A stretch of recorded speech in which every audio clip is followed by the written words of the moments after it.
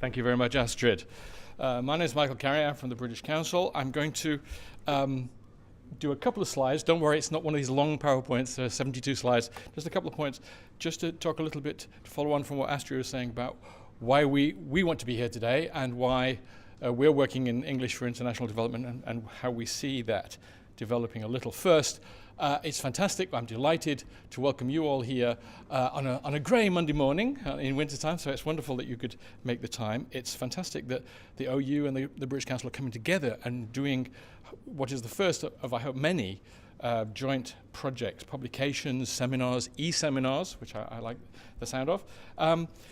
So it's wonderful that we're doing that, and I'd just like to pay tribute to the two people who made this really happen. There's Beth Erling from the Open University and Adrian O'Dell, who's hiding over here, from the British Council, did a wonderful job putting this all together. Just a few little thoughts just to spark off, maybe even a controversial thought along the way. We know that there are enormous drivers for learning English, that English changes people's lives around the world. We know there are problems. We're not trying to pretend that there are not problems, but for 78 years, the British Council has existed to promote and develop and support the teaching of ELT around the world. And we want to make sure that everybody who needs access to English gets access to English and to high quality levels of English. David Graddle, in his book on English Next and English Next India, outlined these three main drivers: access to education, employability, social mobility. This is what people need in their personal development and also in their national development, and English is a part of that. We may debate on how and when and in what way it's a part of that.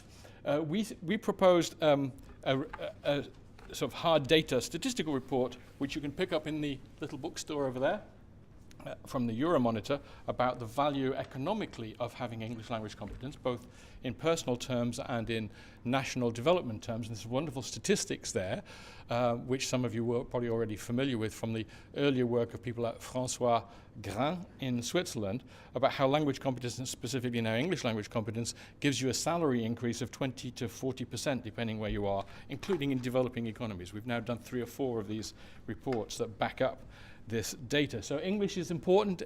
It has an economic value as well as a personal national development value. However, crucial thing, perhaps sounds a bit strange coming from the British Council, but English alone is not enough.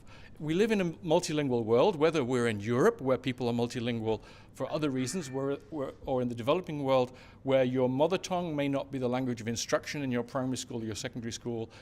English may already be your 3rd or even 4th language.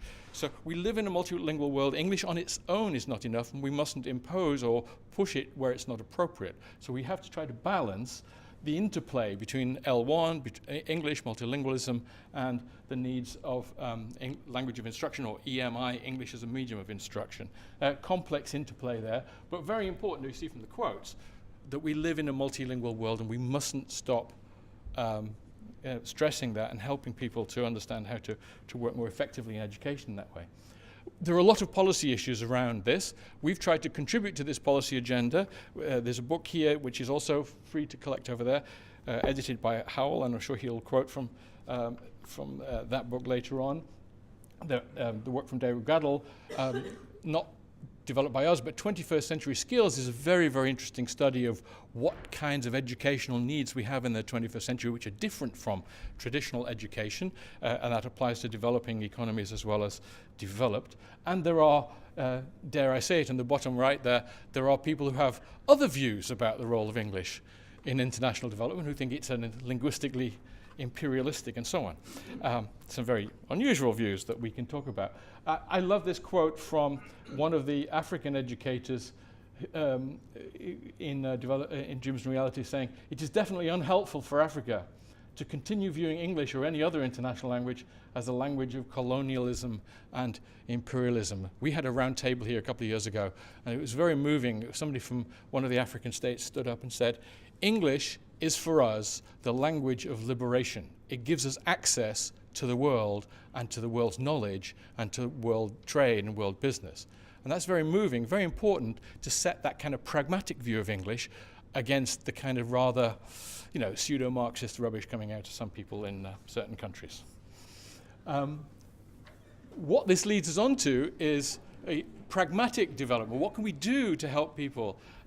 We're very focused, we're very committed to doing teacher capacity building, because that is the real need in many parts of the world. Rwanda is a case study where we've done an awful lot of capacity building, training the entire workforce. The entire education system closes down for 3 weeks in November, while we train every single one of the 54,000 teachers in the country to improve their English so that they can improve what they can offer their students. And in most countries there is a huge shortfall both in teacher numbers and also in teacher quality. So teacher capacity building is for me a key issue, and I hope that will surface during today. For me also, technology, how we harness new technology and also old technology to improve people's access to education in general and English in particular. We've been very active in the areas of radio.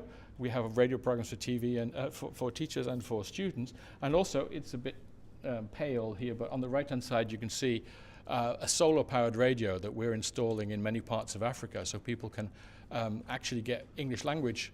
It's an MP3 player as well as a radio.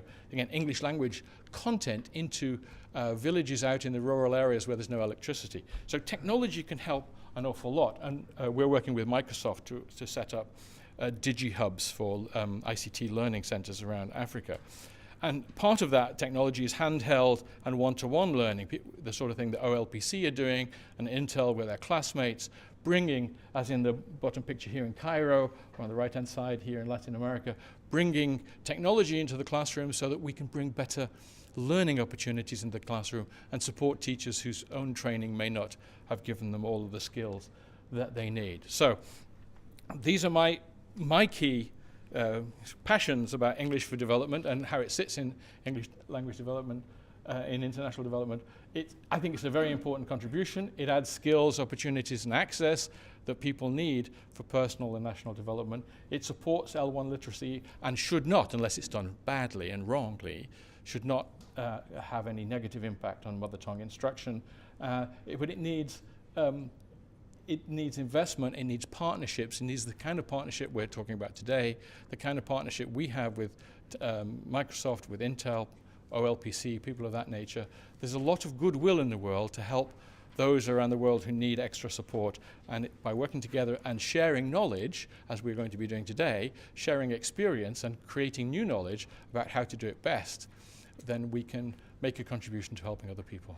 So I hope you enjoy the rest of the day. I am now very privileged and honored to be able to introduce our keynote speaker, Howell Coleman, who's the Honorary Senior Research Fellow in the School of Education in the University of Leeds, and also a Life Fellow of that university. He's also one of the trustees of the Language and Development Conferences, which run every 2 years. The next one is in South Africa in October 2013. He's been involved in education in Indonesia for 40 years and is now settled there. And in recent years, he's been involved in language and education policy projects in Indonesia, Pakistan, and in West Africa. He's edited a lot of books. One of the best, of course, is the one he did in collaboration with us, Dreams and Realities, and I hope you will enjoy hearing his take on the role of English in international development. His talk is called Marking Out the Pitch, Development Language and ELT. Ladies and gentlemen, Howell Coleman, where is he?